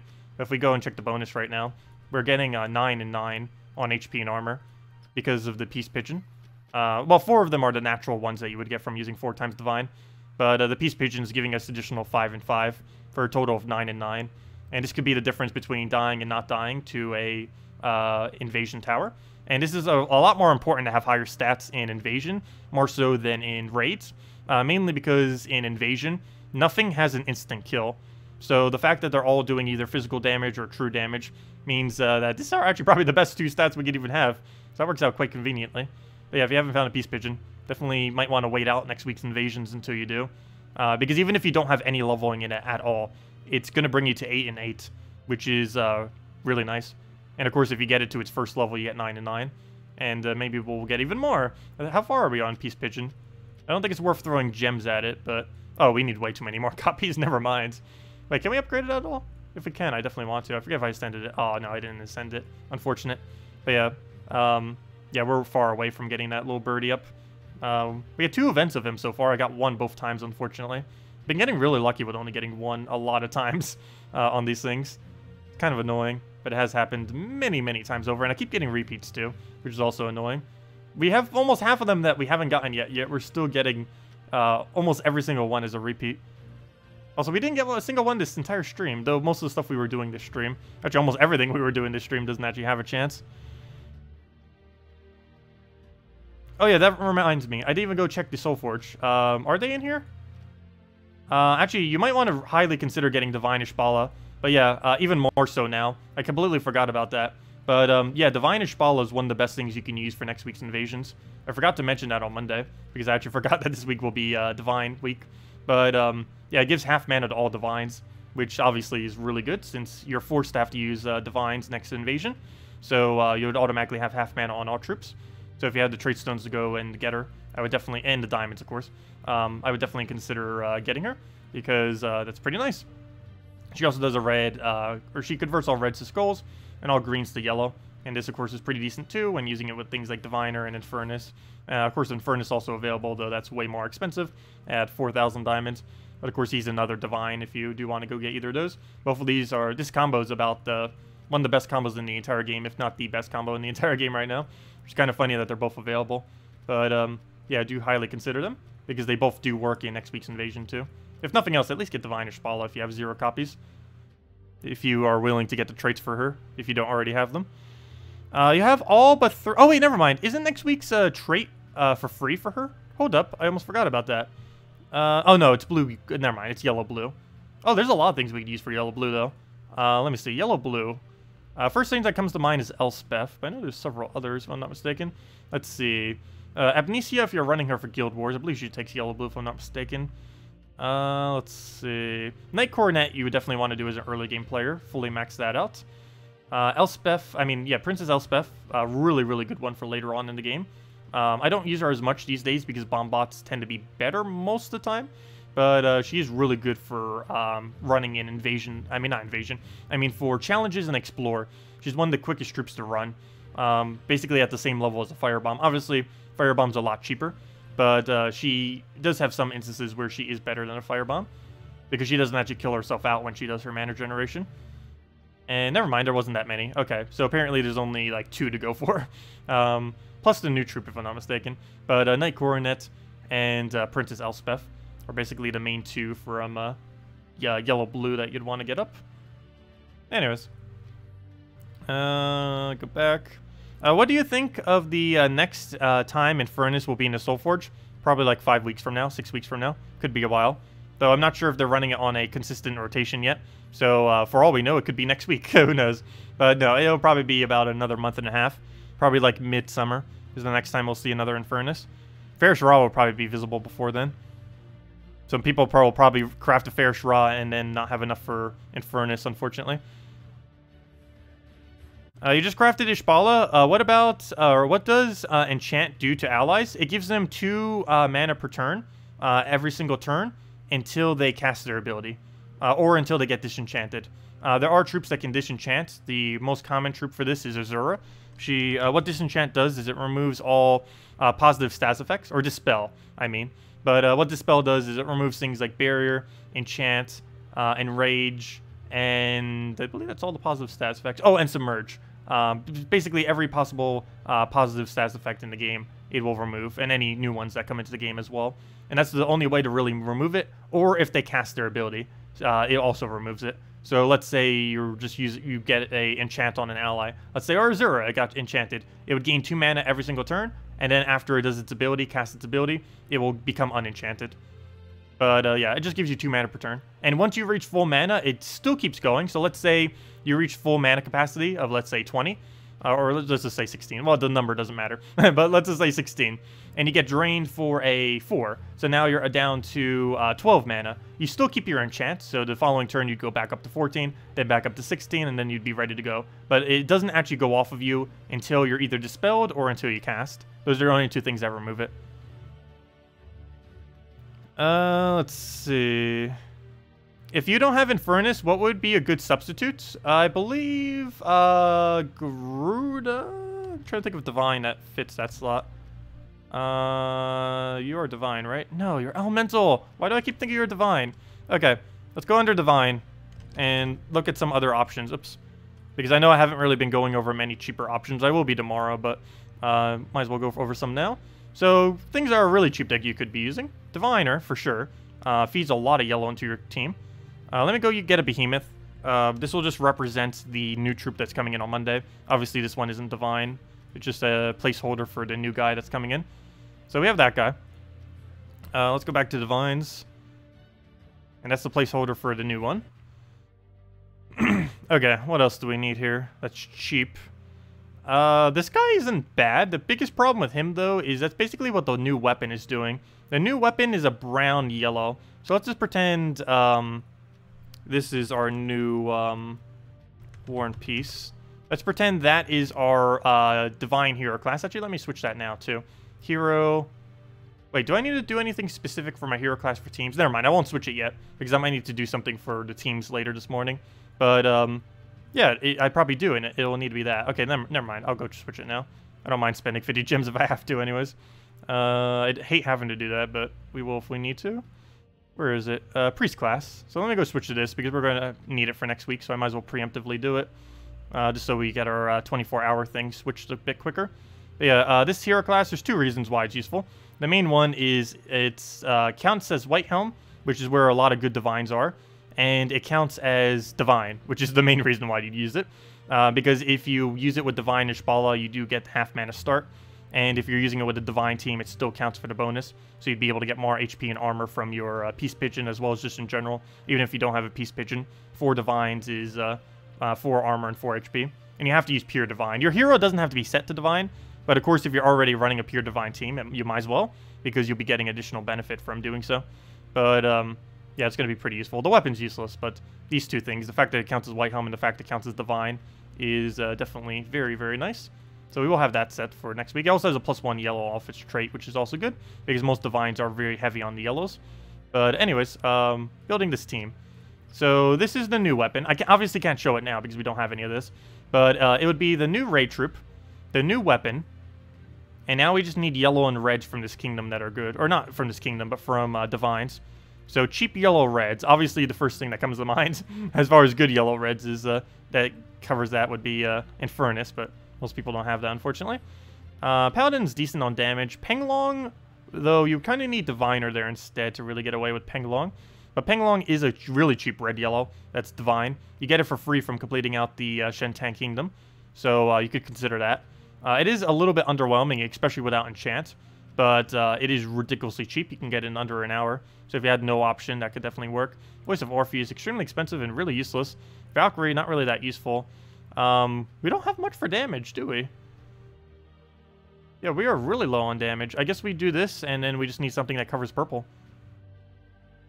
Problem is almost nothing under that covers purple. I guess we'll just consider hoping that someone has Divine or Shpala, and then put a Penglong there, because this does do enchants, which would boost ratio it. So this would pretty much be our team then, if we were to go budget invasion. But this isn't what I'll be using. I'll be using basically my normal setup for my 4x Divine, except with this up front, the new raid troop that's, I mean, the new invasion troop that's coming in. But yeah, basically what this is the new invasion troop, the new weapon, Divine Ishbala to give our entire team half mana, also to give enchants, which will boost ratio of this thing, and a Penglong, which you get in under an hour from completing out Shentang if you already haven't done it, the quest line from Shentang. That's about as cheap as we're really going to be able to get it, while realistically still doing good. And maybe I'll use it on some of the earlier battles just to kind of show it. And I'll probably show it in tomorrow's video, maybe another one too, but there isn't too many. We could try using something with Monkey Disciple. This could end up replacing out some, but you would still need some kind of damage source. This ends up doing yellow and red, which fills into quite a few, what are they called? Quite a few divines, I mean. But yeah, most of the really heavy damage source divines are all legends or mythics. Ishbala is legends, Uriali is mythic, Guard's Avatar is mythic, Furnace is mythic, Ketris is mythic, and the only Ferris Ra is mythic. The only damage source under divine that is not mythic is basically, or mythic or legend, if you're just counting epic and below. It's Paladin, but he has a really high liability of if he loses his armor, he loses all of his damage. Penglong, but you would have need to get several enchants on your team to really be able to utilize that. Plus, it's really bad when you only have like 1 or 2 enemies left, because its damage is full AoE, and it doesn't split it, so it doesn't concentrate the damage once they start losing it. Oh, and Yasmin's a good divine damage source too. There's a lot of them. The problem is they're all like legend and mythic. Is the only problem. There's like 7 or 8 damage sources under divine, but almost all of them are high rarity. But yeah, it's basically Penglong, Paladin. If you need to go budget, it's Penglong, Paladin, and the new invasion troop are about the only few things that you would have for substantial damage sources in the context of invasion. And of course, you could still try using Mang and stuff. The new hero weapon might not be too bad, though. It feeds yellow and red, and they did buff all of them during the most recent patch. And you could end up getting a nice little loop. Just use Diviner into like a some kind of loop with it. Unfortunately, it doesn't feed mana back into your Diviner, though. Let's see, what was its colors again? It was brown-green, right? Let me just double-check. I keep putting it there as if it is. Oh! It's not! It's green-blue. Well, I guess that still works. Same kind of difference. But that does allow us to do one special thing, though. We can go do this, then. Let's assume even more budgeted. We can do Valkyrie into... Sorry, everyone. I actually did the wrong color there. It's a green-blue. What am I doing? Weapon. Clear filter. We need any weapon as a placeholder. Yeah, there we go. No, that one. So that's the actual color of the weapon. So we have this guy, the new raid troop, the actual color of the weapon, a Valkyrie, and now we just need to cover a purple damage source that also needs blue. I guess it technically doesn't need to have blue, but we'll have our yellow red in there. So we need like a yellow, another yellow red that kind of utilizes that in back slot, or a yellow blue. Oh wait, no. Yeah, because we can still utilize the Alpha Valkyrie. That'd be fine. But we need some kind of damage source there that is either really yellow dependent or, yeah, pretty much just yellow dependent because it has to use yellow. Just because it'll work out a lot better. We can't just have a double mana generator all going into Valkyrie. That'd be kind of a waste. But let me just put in Divine here. And should be good to go. Put that there. Let's see. Guard's Avatar, too expensive. Pengalong, really cheap and would work. Infernus, probably the best thing, but wouldn't be that budgeted. Let's see. Wouldn't work, would be way too slow. And that doesn't leave us with any more options. So yeah, either Urieli, Guard's Avatar, Divine Ishbala, or if you had to go all the way budget, Pengalong. Yeah, maybe the previous order would have been a bit better. But something along that kind of premise is what you're going to be running for more budgeted teams for it.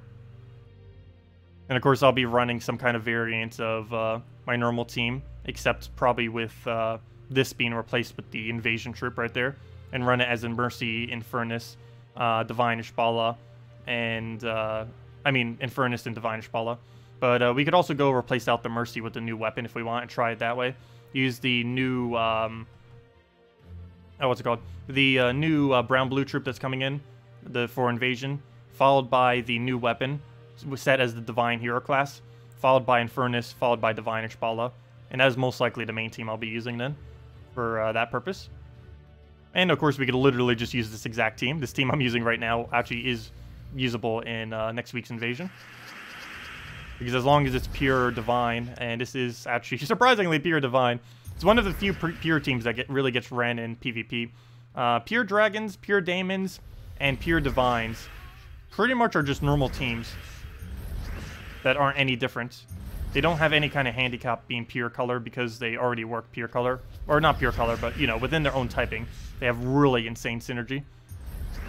Dragons always had for a very long time. Divine has only really gotten it pretty recently, though. Diviner is actually what really helped set that up.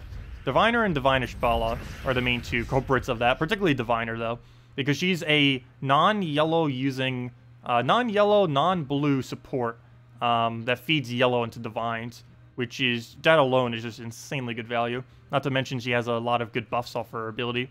She has 3 different things that she does. While it's really random, there's a lot of options that she has as far as possibilities, so it works out nicely.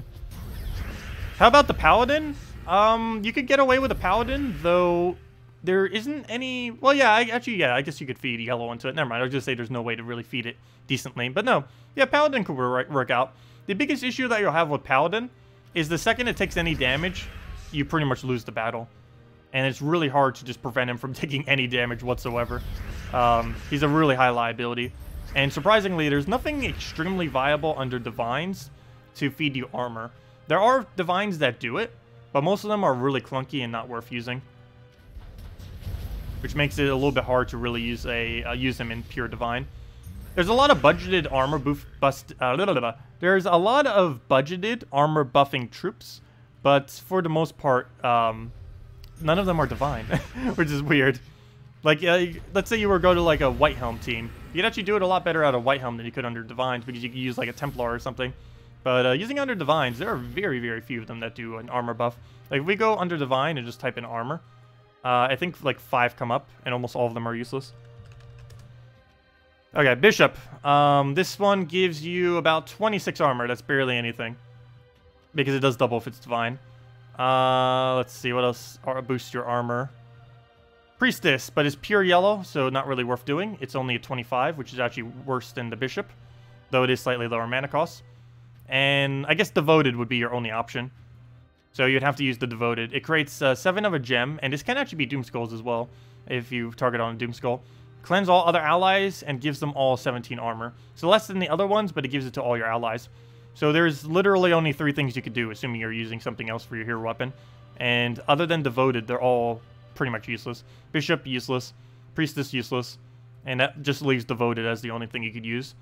Though the problem with this is you're already going to be covering a lot of yellows, and you're probably going to be covering blue already because of the new troop that's coming in, the brown-blue invasion troop that you're probably using first slot.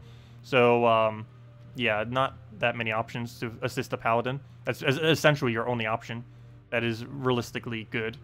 And it's not even really that good, but at least compared to the other ones, it's decent. But yeah, I wouldn't advise it, but if you had absolutely nothing else to use, then yeah, go with some kind of paladin setup with devoted. But I would not advise it. That would be like a last budgeted resort. They're both like really low rarity though. Paladin is rare, and I forgot her name already. I forgot her name. Really? The devoted. It's because she's so underused these days. But yeah, they're both rare, so most people will have that. Also, you can repeat them too. You could use like a double paladin. You could go with like you could go with the let's see. You could go with either the new weapon or the new invasion troop, followed by devoted, followed by double paladin, and try winning that way. That probably wouldn't work out that well, but if you had really no other option, that's all rares, so most people would have that. So you could at least run something, if nothing else. Guard with golden cog. It's worth considering. Again, that would have the same issue that Paladin would have, but it is worth trying. I don't believe that gets up to one shot, though. Doubling a Paladin, I mean, double Guard's avatar in that kind of context, he does not get that far. If we double our 66, because I believe we'll have 10% next week, too, because of 10% to Divines. He might even have 20% next week. We'll have to see. Well, let's even say he has 20%. Let's say he has about 72 armor. That goes to 144. 144. And 144 would bring his damage down to half of that, which is 70... Oh, duh. It'd just be 74. I mean, 72. So, that'd bring it to 72 additional damage. That'd bring it to a maximum of, like, 83 is what it would be hitting with a cog. And that would be after a cog, which is blocking all of his mana, plus you would have to get him all of his mana, plus you would have to keep getting all of his mana. And if you threw the cog down once, that means your cog would be blocking him, unless your cog is behind your guard's avatar, in which case the skulls could start getting him. So I wouldn't really advise guard's avatar. I'd probably use a Ketris before I'd bother with a guard's avatar. Just because Ketris loses a lot. He still loses his damage when he gets hit, but he doesn't lose as much as a guard avatar. Also, what comes down to is what the invasion things will be too. Of course, when you're first working up to the towers, I guess it won't really be that big a deal. But sometimes there could be some really annoying things on the 3-tower ones that can pop up, because it is based on a specific kingdom. And if it's something that tiers armor, for example, you definitely wouldn't want to deal with something that does the armor. Ha, don't be a cog blocker. That's funny. But yeah, the cog would completely block it. Cog is red-yellow, and obviously guard's avatar is brown-red-yellow. So it'd almost completely block it. It just seems like you would need way too much mana to make that work. Because you would need 15 for Cog, 24 for Guard's Avatar, and you'd have to cast Guard's Avatar like 2 to 4 times in order to win. And that's if they don't get barriers. You have to keep in mind too, it's not really that good to run high impact during invasion, because everything gets barrier after they cast. So you have that whole thing to deal with as well, which gets really annoying. But yeah, I'll be using the team with Infernus. I'll be using pretty much this in some kind of variant. For the initial battles, I'll be using literally this Mercy Diviner, Infernus Diviner Spala, because there's barely any towers, so I don't need to build it to a tower counter. And from here, I'd probably put the new new invasion troop right there, and I'll put the new hero weapon right there, and probably run it that way. And if the new hero weapon seems too luck-based, I'll probably replace it with Mercy, and then just keep the new brown-blue raid troop right there. I mean, invasion. I keep saying raids. But, yeah, that's what I intend to be using for this. And probably the same banner. I might switch it, though. Maybe just into a double yellow instead. Depends what I do with Mercy. If I get rid of Mercy, I'll probably switch to banner. If I keep Mercy, if I get rid of Mercy, I'll change the banner. But if I keep Mercy, I'll keep the banner. Because we don't really need blue for using Mercy. But if we're using that other hero weapon, I believe it takes 14 mana. So we do want to make sure we don't -1 our blue, because it would take too long to get it up in that case. Let's see. Enemy troops this week are dwarves. Wait, is Surian seriously your uncle? That's a pretty cool uncle to have. A game developer as your uncle. I don't have any cool uncles. Let's see. New troop, Diviner, Infernus, Aurora. Oh yeah, you could use Aurora too. Yeah, you know what? Actually, we could get away with Aurora. In Invasion we can. Rage we can't, but in Invasion we can because of the barrier. I mean, yeah, because they don't have instant kills, so you can keep barrier spamming and HP spamming your team to make sure it never dies. So yeah, that is worth considering. New troop, Diviner, Infernus, Aurora. The only problem with that is we don't get half mana start. But we also wouldn't be feeding him skulls on accident, so I guess that works out too. Try winning Arena on the highest difficulty. Oh, we've done that before. Or we partially did. Wait, did we actually complete that up? Wait, hold up. I did a video on that before. There's no way I can do it again, though. It takes a lot of luck. It's basically 100% luck on if you do or do not win that way. Dawnbringer did make it quite a bit easier. I believe I did it before Dawnbringer existed, though. 1 second. Let me go find the tab for that. Did we ever actually complete that? I believe I did. That already got really close one time. Hold up. Let me search my channel and try finding that video. That was a really funny time when we tried grinding out for that. Let me go see. My channel, videos, search. Warlord 4 Arena. Warlord 4. Let's see. Nah. Let's see, we had the one for Warlord 2. We did Warlord 1, we did Warlord 2. I believe we almost did Warlord 3. Did we never get around to Warlord 4? We had a Warlord 4 Arena attempt. Another one. Oh, there it is. First ever Warlord 4 Arena. Oh, we did it during a live stream. I have no clue where it is in this live stream. But your guess is as good as mine. Here's the live stream from... How long ago was this? Like 6 months back.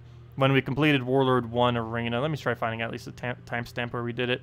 What? Cauldron it up with Oops, like don't do that. Volume off. Let's see. What did I run? Oh, it was with Dawnbringer. That's why we won. It was when Dawnbringer was released, which made it really easy to win with. But, yeah, here's the video where we did it from.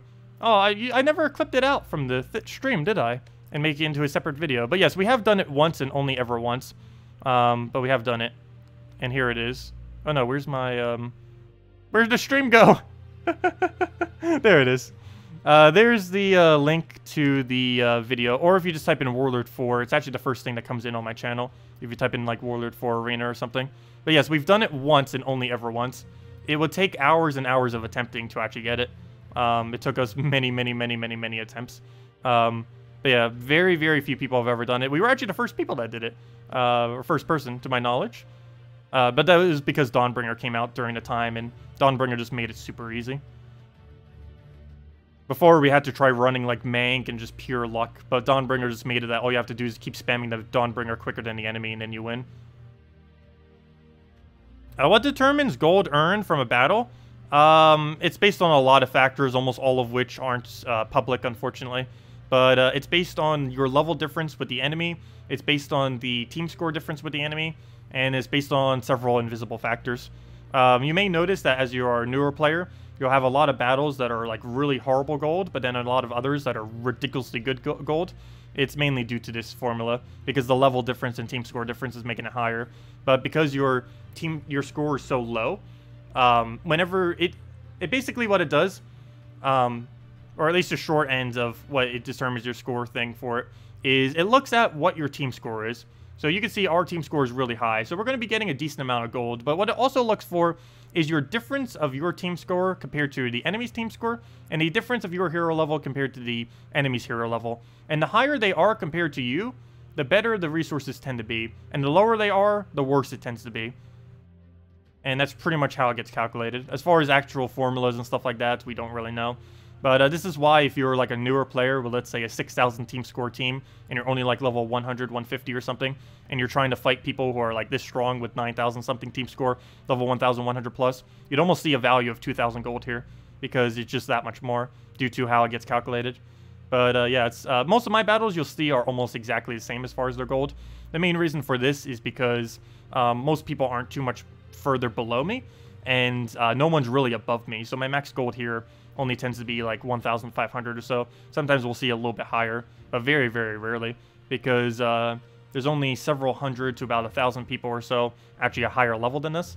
and our team score is as high as it can possibly be. So literally no one can have a higher team score than us. Unless they happen to have pets that are giving them a bonus that's making them go slightly higher. That's the only way. As far as kingdom bonuses are concerned, we're tied at the highest that is possible. How do you know tower event is going to be divine? Troop spoiler page don't show the any tower troops. What do you mean? It tells you off the thing. Unless I was looking at it wrong. But you can tell by whatever the typing the thing is. Oh no, I hope I didn't say the wrong one this whole time. But yeah, it's whatever this guy is, and he's divine. You can tell by whatever the raid or invasion troop is. Generally, they are only one type. Actually, I believe they've always been one type. This case, the invasion troop for next week is divine. So it has to be a divine week next week, because the invasion troop is divine, so obviously everything else would have to be. If there was a double typing on it, then yes, we wouldn't be able to really tell for sure which way it would be. But yeah, 100% chance it is divine next week, because the invasion one is divine, and that's how you can tell. You just look at what the troop type is, and then you'll know from there. That's how people generally determine it. What did I get for it? Oh, I actually completely forgot. For the Warlord 4, it would be whatever that bonus would be on top of that. It was barely anything. I think it was like, what, 4,500 souls or something? It wasn't really that good. It definitely isn't worth doing, I can say that much. Realistically, the highest you should ever do arena is hard. Doing it any further than that, maybe Warlord 1 if you got like the best draft you've ever seen. But you shouldn't really ever do it higher than hard. Because hard gives you 25% extra souls for only 10% higher stats. And then Warlord 1 gives you 50% extra souls for 25% total stats. The problem with going any further than that is you're starting to increase the difficulty by way more than the amount of souls that you're obtaining. So, yeah, generally you only run arena on normal, hard, and Warlord 1. And for the most part, you don't tend to go any higher than hard. You can if you're really confident with the team you have. But generally, hard is as hard as you should go.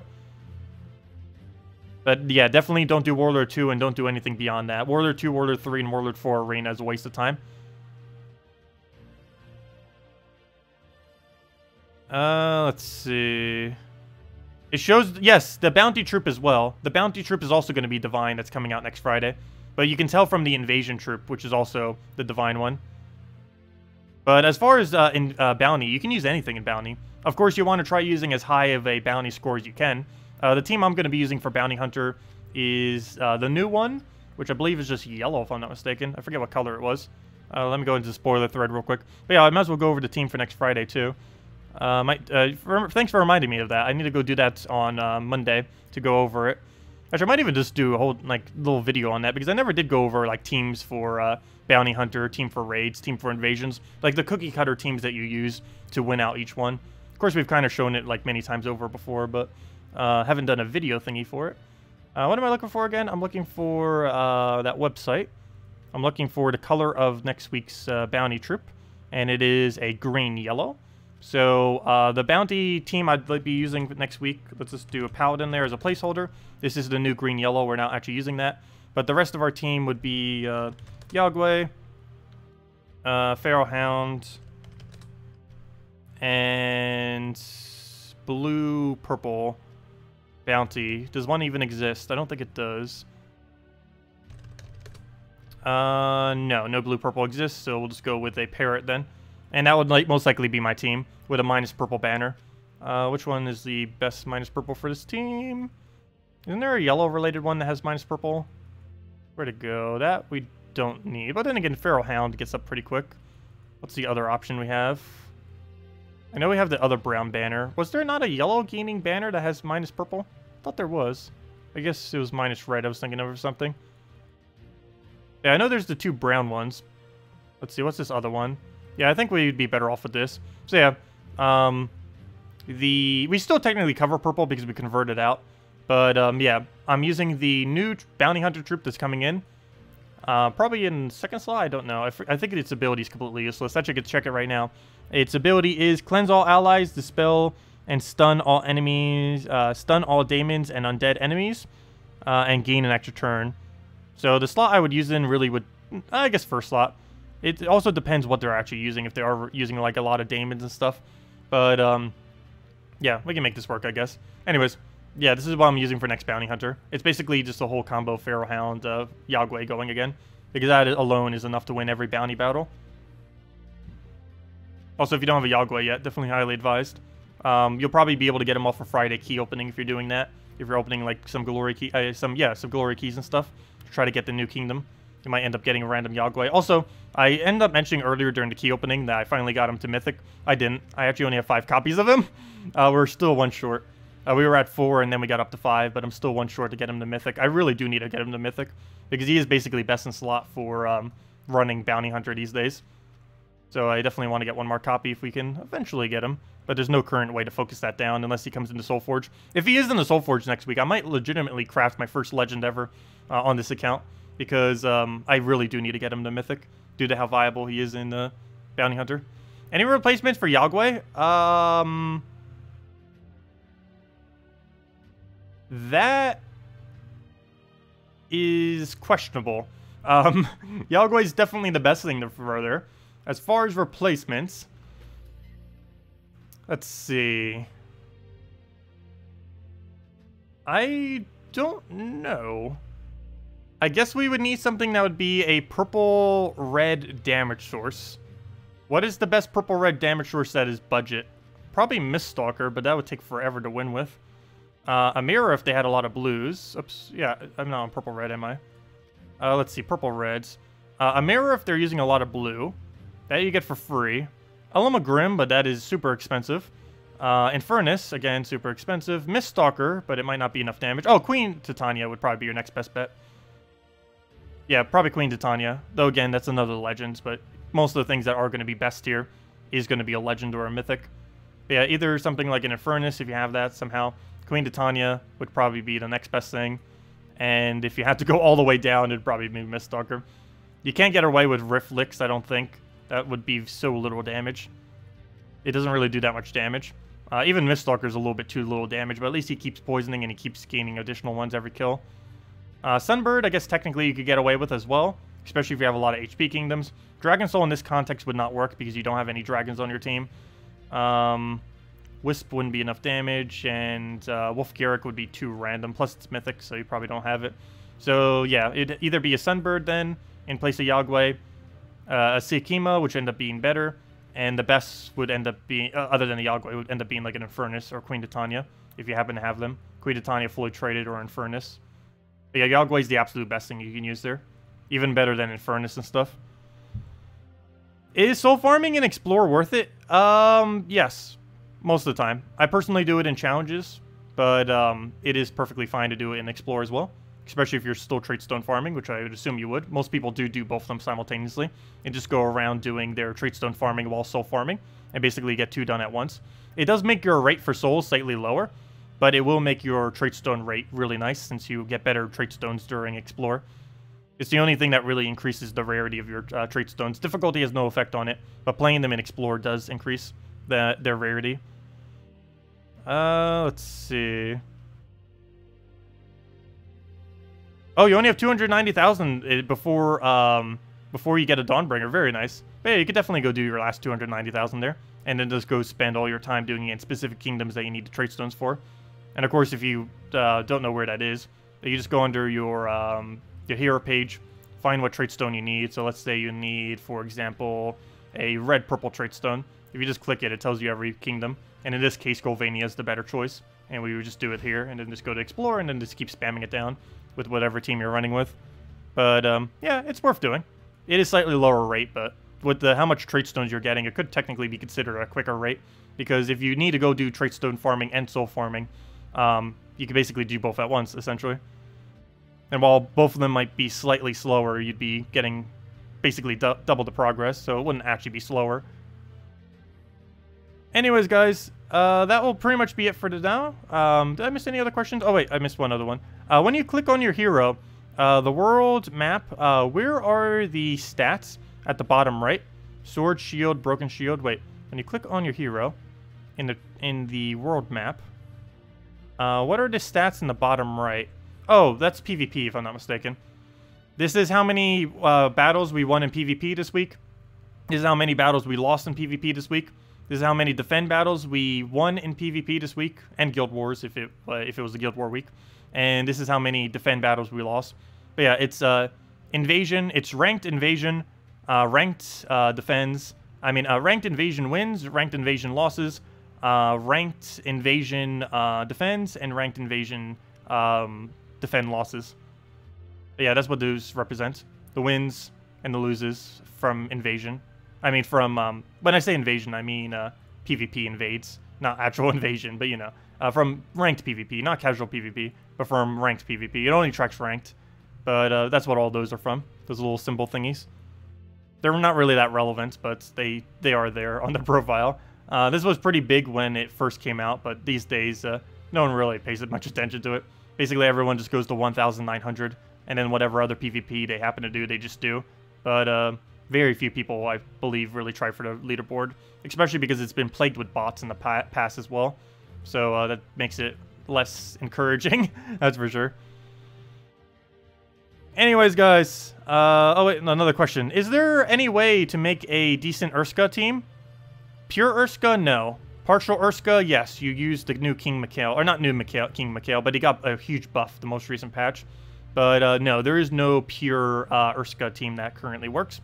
If they ever add a hero class, or if they add another 1 or 2 good Urskas into the kingdom, it probably would be possible. But at this current moment in time, I would not bother. The only thing Urskas really have that they do well is Enrage. But there's very few instances where Enrage is really needed. The best thing that you could possibly do with any Urskea troop is probably going to be King Mikhail first slot, followed by a bunch of Doomskull mechanics coming from the new kingdom. That's about the only thing that's really going to make it particularly useful. As far as Doomclaw, making a team around Doomclaw, you're better off just putting other troops that mana generate properly for it, rather than putting in a pure Urska team into it. You could get away with King Mikhail plus Doomclaw in your team, but you'd want your other 2 troops to be support troops that are not related to Urskas, because it would be better value than using 2 more Urska troops. Very few Urskas have any mana generation. If I'm not mistaken, none of them do, or at least not any kind of substantial method. Which makes it pretty clunky to use 3 times or 4 times of them. No. It does have mana generation. Actually, I believe he's the best mana generator in Urskas, which is pretty sad. Oh, wait, did I not do Urska? I did Urskea. Oops, that's not what I meant to do. I meant Urska troop type. Urska. Let's see. Barely any, none. Best one, I believe. Barely any. None, and none. So you have 3 options that almost do 0 mana generation, and then you will have 1 which is not even considered a mana generator, but out of all of them actually does have the highest amount of mana generation. It explodes a row, deals damage to all enemies, and deals extra if he's enraged, plus he gets enraged a lot off his ability. Yeah, he got buffed really high, the most recent patch. I haven't really covered him much, but out of everything, he actually got the biggest improvement. But yeah, he's basically the only thing in this entire kingdom. These are like the only 2 troops in the kingdom, or in all Urskas that are even relevant. It's King Mikhail and Doomclaw, and I very rarely use either of them, but maybe once Doomskulls come into the game, both of them could have potential, because this guy gaining a lot of stats and then just doing Doomskulls in him could be decent. And of course King Mikhail, because of his Enrage, would end up being decent. Yeah, there's no pure kingdoms for them. Oh, sorry, Lampard. What was your question? Is it worth crafting Ishbala on a level 120 account? I want to say no. Because most of the good divines are legends and mythics. I don't believe there's much budgeted troops you could really use with that. Plus, you still have to go out of your way to go and level her, too. Or, you know, get her traits, I mean, when I say level. But as far as options... Let's see. I wish there was a way to do it by lowest rarity. Yeah, there isn't really much low rarity stuff that's high impact. The best you could do is like Pengalong and Diviner into Pengalong, or you can do something into Paladins. Those are like your only 2 options. So yeah, it wouldn't really be worth it on a level 120, I don't think. You'd be better off saving it for something else. That's a little bit too early to be running it, unless you have one of the core legends or mythics that are divine. If you have any of the bigger ones like Infernus, Ketris, Guard's Avatar, or Yali. If you have like one of those, you could probably get away with it. Even Fairish Ra. If you have one of those, then Divine Ishbala would be fine. But if you don't, or Yasmin even. But if you don't have any of those, it probably wouldn't be worth crafting it. Because she is good, but she's only good if the troops that she's supporting are good. If she's just supporting other kind of average divines, it's not really worth it. Yes, I'm saving all my orbs for 10 stars. I haven't used a single one yet, and we've been hoarding them this entire time. Oh, so that reminds me, how close are we on the thing? I don't know if anyone else from my guild has bothered doing any more battles. How far are we? We're still a decent amount away. Hopefully someone will get around to it. But yeah, we're still 32,000 away, so hopefully my guild will be able to cover that gap. I don't know, maybe I'll throw a little bit more battles later tonight too, if I have the time. But yeah, 250 gems is how much we'll throw down. Hate to have to throw that, but I might if we're like really, really close. Because that's 5 additional battles. Getting like 500 damage per each, I believe, somewhere around there. That's like 2,500 more. Which actually isn't really even that much in the whole scheme of how many more we need, but still, it would help if we're really close. Anyways, guys, I'm heading off for now. I will see you all later. Hope you all have a wonderful week. We'll be back in several hours. Not with a stream, but, you know, doing the morning video, going over the event and all that good stuff. Some divine teams for the new invasion next week, as well as just going over some interesting thing that the new troop can do, because it does have some potential, particularly for early to mid-game. Anyways, guys, enjoy your week. Have a wonderful time, and I will see you all later. Goodbye, everyone. And we'll be back 2 hours prior to now tomorrow to go do tomorrow's live stream tomorrow night as well, where we'll mainly be messing around with Invasion and seeing what kind of divine teams we can get away with in there as well. Anyways, guys, goodbye, everyone.